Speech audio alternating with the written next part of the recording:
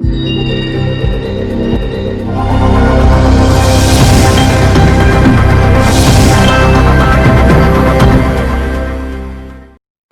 Friends, मैं आशीष स्वागत करता हूँ आपका कॉटलिन प्रोग्रामिंग लैंग्वेज की इस ट्यूटोरियल सीरीज में। दोस्तों, आज के लेक्चर में हम पढ़ने वाले हैं डेटा टाइप्स और वेरिएबल्स के बारे में।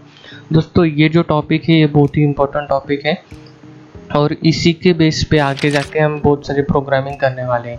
सो डेटा टाइप्स और वेरिएबल का यूज़ क्या है। समझो दोस्तों, आप कोई सॉफ्टवेयर बना रहे हो। सॉफ्टवेयर बनाने है क्या? सॉफ्टवेयर बनाने में कोई तो डेटा होगा जिसको आप प्रोसेस करोगे, उसके ऊपर कुछ प्रोसेस करके कुछ आउटकम्स निकालोगे। सो ये जो डेटा है, आपको इस डेटा को अगर मेमोरी के अंदर टेम्पररी होल्ड करके रखना है तो आप वेरिएबल्स का यूज़ करोगे।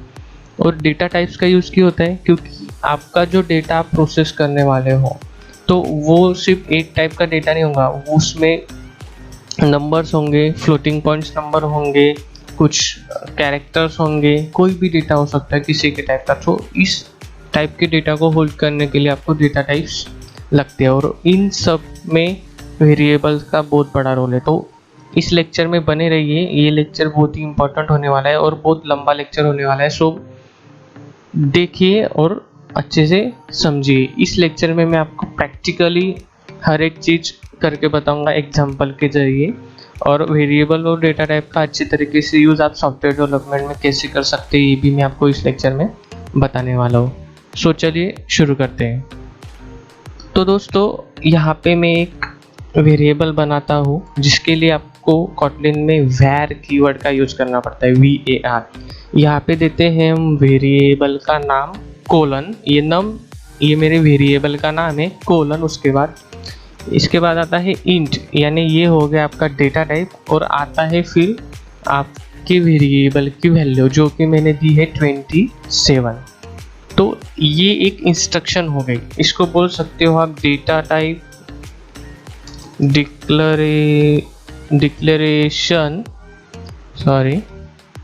डेटा टाइप डिक्लेरेशन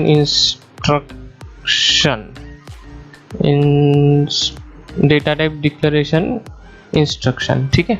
सो ये जो इंस्ट्रक्शन है ये कंप्यूटर को बता रहे हैं कि भाई तुझे एक नम नाम का वेरिएबल बनाना है जो कि इंट टाइप का होगा, इंटीजर टाइप का होगा, और उसको 27 वैल्यू असाइन कर देनी है। सो इस तरीके से आप वेरिएबल डिक्लेयर कर सकते हो कॉटलिन के अंदर। इसको बोलते हैं वेरिएबल डिक्लेरेशन का सिंटैक्स। ये है सिंटैक्स है, पहले आएगा आपका var कीवर्ड, उसके बाद वेरिएबल का नाम, उसके बाद डेटा टाइप, और फिर असाइनमेंट ऑपरेटर इक्वल टू और वैल्यू। ये हो गया सिंटैक्स। सिंटैक्स यानी इंस्ट्रक्शन लिखने का तरीका। सो इस तरीके से आप डेटा टाइप डिक्लेयर कर सकते हो कॉटलिन लैंग्वेज के अंदर। सो अभी होगा क्या जब ये प्रोग्राम आप रन करोगे। मैं एक काम कर देता हूँ, इसको अभी यहाँ पे शो भी कर देता हूँ मैं प्रिंट एरर के अंदर, num इक्वल टू $num, ठीक है। सो अगर अभी होगा क्या, अगर आप इस प्रोग्राम को रन करोगे तो ये जो प्रोग्राम है मेमोरी के अंदर लोड होगा, क्योंकि हर एक प्रोग्राम को रैम के ही अंदर लोड किया जाता है। ये प्रोग्राम जब पहले कंपाइल होगा, उसके बाद JVM इसको डिकोड करेगा मशीन लैंग्वेज में, और फिर उसको रैम के अंदर लोड किया जाएगा। तो अभी होगा क्या, इस num वेरिएबल को रैम के अंदर एक मेमोरी ब्लॉक एलोकेट होगा, और उस मेमोरी ब्लॉक में ये 27 वैल्यू असाइन हो जाएगी। उसके बाद OS ऑपरेटिंग सिस्टम इस वेरिएबल को ओ मेमोरी लोकेशन का एड्रेस भी असाइन कर देगी। ये एड्रेस कोई भी हो सकता है, फिक्स नहीं है। It is depend upon operating system. जो भी फ्री स्पेस होगा वही एड्रेस इस वेरिएबल को दिया जाएगा, और फिर उसके बाद इस वेरिएबल को इस मेमोरी एड्रेस को ये वेरिएबल का नाम पॉइंट किया जाएगा। तो आप पूरे प्रोग्राम के अंदर इस वेरिएबल के नाम के थ्रू ही आप उस पर्टिकुलर लोकेशन पे ऑपरेशन कर सकते हो, क्योंकि आपको पता नहीं है कि भाई ओएस कौन सा मेमोरी लोकेशन आपके डेटा को प्रोवाइड कर रहा है। तो वो मेमोरी लोकेशन आपको आपके प्रोग्राम में एक्सेस करने के लिए ये वेरिएबल का आप यूज कर सकते हो, जैसे कि मैंने यहाँ पे नम लिया है। सो इस तरीके से ये इंस्ट्रक्शन प्रोग्राम लोड होने के बाद मेमोरी में ऐसे एग्जीक्यूट होती है। और ये जो काम है ये कॉटलिन के लैंग्वेज में भी ऐसे ही होता है, C++ में भी ऐसे ही होता है, जावा में भी ऐसे ही होता है। कोई भी लैंग्वेज हो, ये काम मेमोरी में प्रोग्राम लोड होने के बाद वेरिएबल्स को ऐसे मैनेज किया जाता है। सो ये सिर्फ लिमिटेड नहीं है कॉटलिन के लिए, सारे लैंग्वेज के लिए। सो ये बहुत ही इंपॉर्टेंट है, सो ये ध्यान में रखिएगा। इसके बाद आप इसको प्रिंट भी कर रहे हो तो प्रिंट स्टेटमेंट के अंदर मैंने डॉलर यूज किया है। सो डॉलर क्या करता है, डॉलर एक प्लेस होल्डर है जिसका यूज आप कोई भी वेरिएबल की वैल्यू प्रिंट करने के लिए आप प्रिंट एलन मेथड में यूज कर सकते हो। सो ये तो हो गया वेरिएबल के बारे में, और उसको डिक्लेयर कैसे करते हैं और वो मेमोरी में कैसे लोड होता है इसके बारे में। अभी बात करते हैं डेटा टाइप्स में। तो डेटा टाइप्स की अगर बात की जाए तो कॉटलिन के अंदर इतने तरह के डेटा टाइप है, जैसे आप यहाँ पे देख सकते हो। इंटीजर है, बाइट है, शॉर्ट है, बुलियन है, फ्लोट है, कैरेक्टर है। हर एक डेटा टाइप का यूज डिफरेंट है, और हर एक डेटा टाइप की जो साइज है, जैसे प्रोग्राम लोड होगा तो हर एक डेटा टाइप की साइज है कि जैसे आपने यहाँ पे इंटीजर बनाया तो इंटीजर 4 बाइट्स आपकी एलोकेट करेगा। आपने जैसे यहाँ पे इंटीजर वेरिएबल बनाया नम, तो वो मेमोरी में 4 बाइट एलोकेट करेगा। वैसे आप अलग अलग डेटा टाइप का यूज करके अगर वेरिएबल बनाओगे तो उसके हिसाब से वो बाइट्स एलोकेट करता है। और हर एक डेटा टाइप की एक रेंज होती है। रेंज माने क्या, तो रेंज ये होती है कि उस रेंज के बीच में आप उस वेरिएबल को वैल्यू असाइन कर सकते हो। ठीक है, जैसे आपने समझो वेरिएबल बनाया है शॉर्ट डेटा टाइप का, तो इस रेंज में ही आप उस वेरिएबल को वैल्यू असाइन कर सकते हो। जैसे कि आपने वेरिएबल बनाया है बाइट का, तो आप -128 से 127 तक ही उस वेरिएबल को वैल्यू दे सकते हो। तो ये रेंज का बहुत बड़ा यूज है।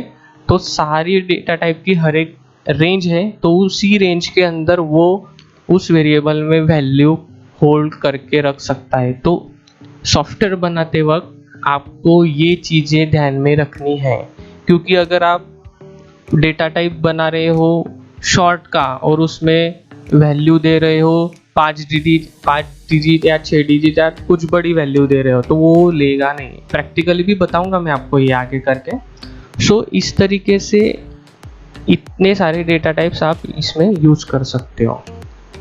तो अभी आगे मैं आपको एक प्रैक्टिकल एग्जांपल लेके, जैसे पर्सन होता है तो पर्सन का जो भी डेटा होता है, जैसे नाम होता है, एज होता है, उसका जेंडर हो गया, उसका एड्रेस हो गया, इस तरीके से इस डेटा को आप प्रोग्रामिंग के अंदर वेरिएबल में कैसा यूज कर सकते हैं और कौन से इंफॉर्मेशन के लिए कौन सा डेटा टाइप यूज करना, ये भी मैं आपको अभी आगे बताने वाला हूँ। सो अभी तक आपने अगर सब्सक्राइब नहीं किया तो सब्सक्राइब कर दीजिए। अभी देखते हैं आगे। तो दोस्तों यहाँ पे मैंने सारे डेटा टाइप्स यूज करके यहाँ पे पर्सन का जो इंफॉर्मेशन है वो यहाँ पे वेरिएबल्स के अंदर मैंने डिक्लेयर कर दिया है। जैसे कि आपको यहाँ पे दिख रहा होगा, नेम हो गया, जेंडर है, एज है, हाउस नंबर, एक्सेट्रा एक्सेट्रा। सो एक एक डेटा टाइप को समझते हैं। जैसे कि आप यहाँ पे देख रहे हो स्ट्रिंग यानी क्या, अगर आपका नाम आपको होल्ड करके रखना है, नेम आपको अगर किसी पर्सन का देना है, तो आप स्ट्रिंग डेटा टाइप का यूज कर सकते हो। स्ट्रिंग यानी क्या, सीक्वेंस ऑफ कैरेक्टर।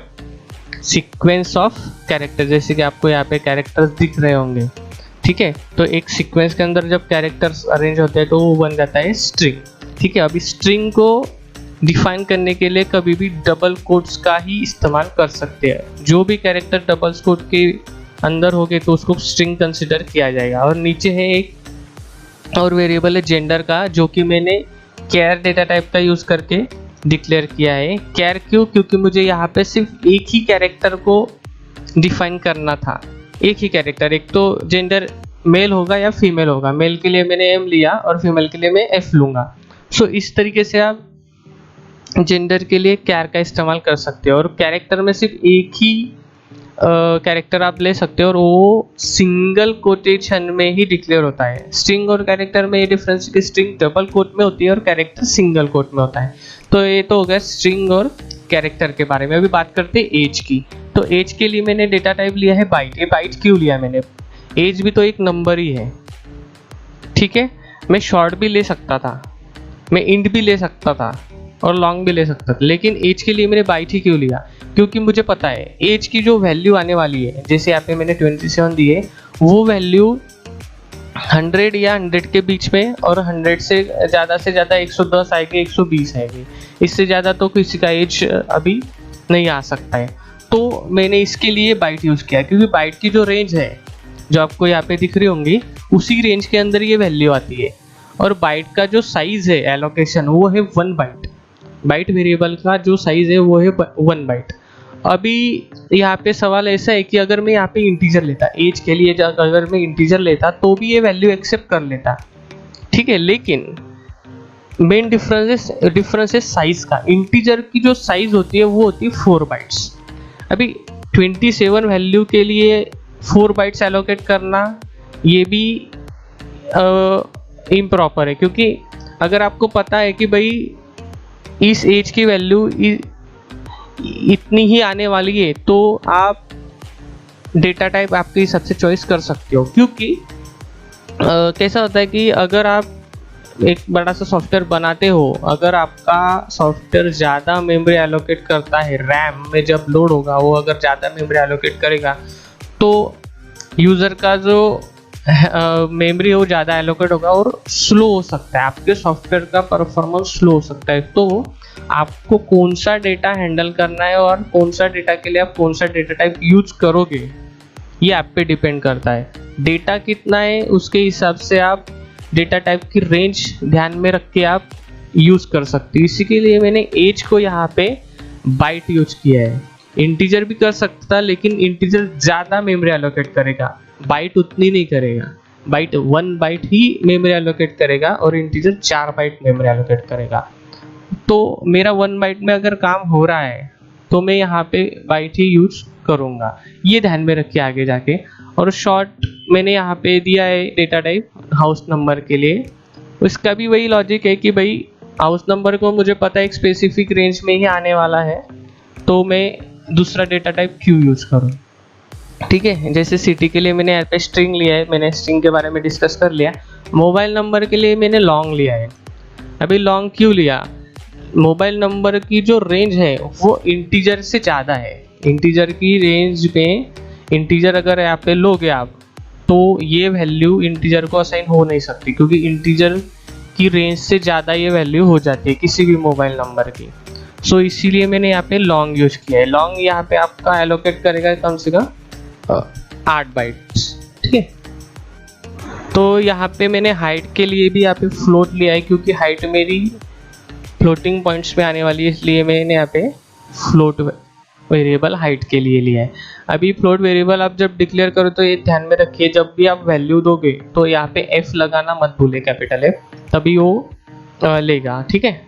और एक बुलियन वेरिएबल बना है जो कि सिर्फ ट्रू और फॉल्स वैल्यू यहाँ पे आपको स्टोर करने के लिए हेल्प करता है। इज एम्प्लॉयड, यानी भाई ये जो पर्सन है ये एम्प्लॉयड है या नहीं है, इसीलिए तो मैंने यहाँ पे ट्रू कर दिया, यानी ये एम्प्लॉयड है।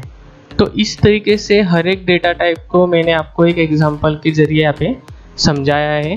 और इस सारे वेरिएबल्स को मैंने नीचे प्रिंट स्टेटमेंट में यहाँ पे प्रिंट करके भी दिखा दिया। अभी इसको रन अगर आप करोगे तो आपको ये सारी इंफॉर्मेशन अच्छी तरीके से नीचे आपको दिख जाएंगी, ठीक है। ये पहले रन किया था मैंने, तो अभी फिर से रन होगा। तो इस तरीके से इसका आउटपुट आता है। तो अगर आपको ये लेक्चर अच्छा लगे तो इसे लाइक, कमेंट और सब्सक्राइब भी कीजिए। कोई इशू हो तो सर कमेंट में पूछिए मुझे।